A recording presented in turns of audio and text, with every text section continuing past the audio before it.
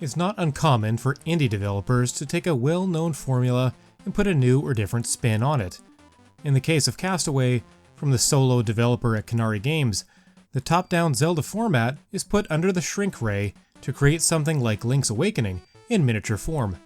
Consisting of 2 parts, Castaway tasks players with completing a more traditional Zelda experience in The Island, which takes less than an hour to finish, and then The Tower, which takes the same mechanics into a multi-floor dungeon. If you go into it expecting a more bite-sized experience, Castaway certainly delivers on what it sets out to do. When the hero's spaceship is shot down, he and fragments of the ship crash land on a colorful island. The primary quest involves hunting down the hero's hound, who is dog-napped by a band of pterodactyl-looking creatures. The very same beasts steal away your hookshot and pickaxe too, and so you set out to scour the tiny island so you can reunite with your beloved Pooch and some familiar tools. The slow walking speed of the hero makes your rolling move a necessity, for speedrunners in particular. The sword swing does feel good, but the enemy variety leaves something to be desired. The puzzles you encounter often involve pushing pink-hued boulders to create a path for you to walk through. When you make your way into the first dungeon, it's only a handful of screens before you encounter the boss, earn an extra heart for your life meter, and head back outside to see what paths are now open to you. After completing the island, you'll unlock the tower, which shrinks your heart meter down to 2 while leaving you with your trio of weapons and tools. Across 50 floors, you battle minor enemies, avoid spiked floors, and collect coins to level up and either boost your stats or refill your health.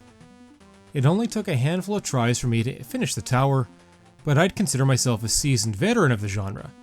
Others may get more mileage out of it.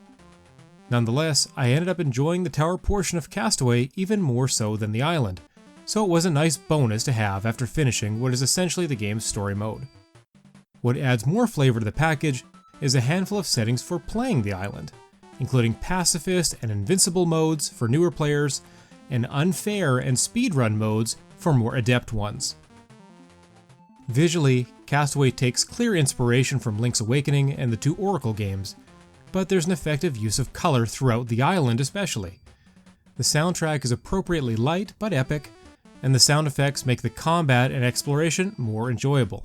The artwork of the static cutscenes that play when you reclaim an item is quite eye-catching as well.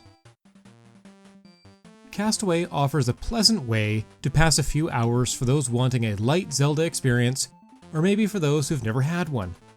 Its roguelike mode is definitely a highlight if you're looking for something a bit different, but it's a good idea not to go into the game as a whole expecting more than a fun diversion.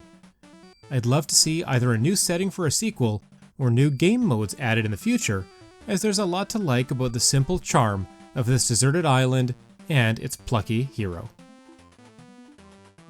This video was made possible by our generous supporters on Patreon. Check out patreon.com/NWR for all the details.